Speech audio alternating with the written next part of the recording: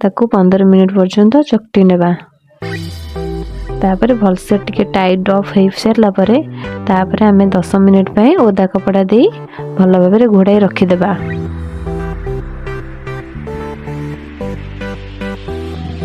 तो एबे आमे गुपचुप तार मसला खटा पानी बनई नेबा।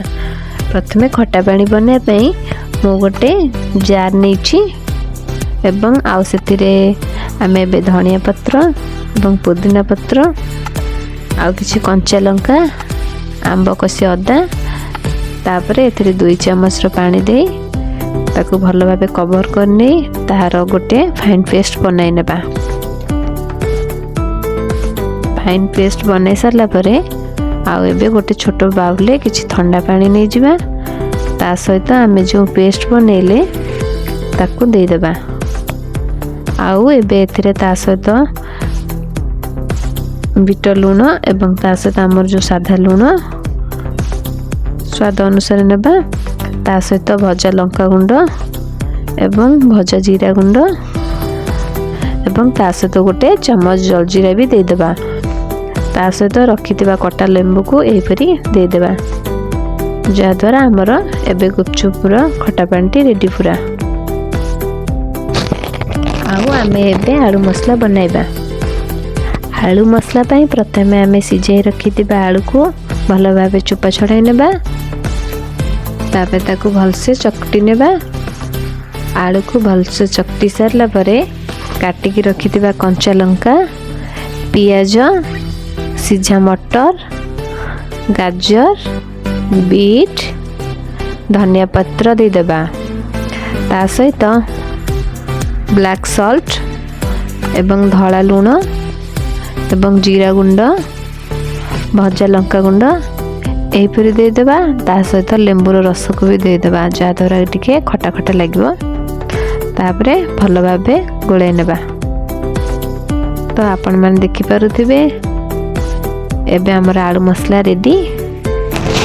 तो आमर एबे 15-20 मिनिट हो जाइए। 15-20 मिनिट हो सारा पर आम रखिथिबा अटा गुला को ठीक सेमती से प्रोसेस रे आउ थरे 5 मिनिट पे चकटी नेबा। भल से चकटी नेला पर तो आपण माने देखि पारदिबे ए डोटी हमर एठी रेडी हो गला। तो एबे आम एबे गुपचुप रा पूरी बनाइबा स्टार्ट करिबा। तो प्रथमे आम ए डो को गोल करि नेबा। गोल करि नै सारला परे रुटी परी सबतक बेली नेबा। रुटी परी बेली नहीं सारा पर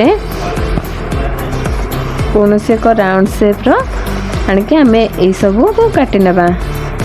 तापर काटी नहीं सारा पर एबे आम रखिथिबा किछि ओदा कपड़ार तले रखी नेबा। तो बाकी रखिथिबा डोब को यही परी भाबरे सब तक करनेबा। सब तक करने सारा पर आम एबे गैस को ऑन करी कढ़ई को बसई देबा। कढ़ई गरम हो सारा पर तेल दे देबा।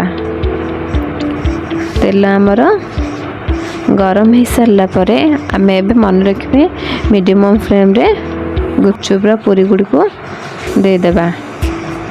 एही परी गोटे पर गोटे पूरी गुड़ी को पकेबा। तो आपण माने देखि पारुथिबे केते सुंदर भाव रे हमर गुपचुप पूरी फुलीची। तो आपण माने ठीक सेम प्रोसेस रे सब तक पूरी को छान नेबे। तो एबे सब हमर रेडी हो जाइछि। तो आम एबे गोटे सर्विंग प्लेट को काढी नेबा। आकु आपण माने मध्य ठीक सेम प्रोसेस रे बनेकी एमती खटा पानी लगे कि एंजॉय करंतु। एवं आपण मानको रेसिपी केमती लागिला मते कमेंट माध्यम रे जणांतु। रहिली थैंक यू टाटा।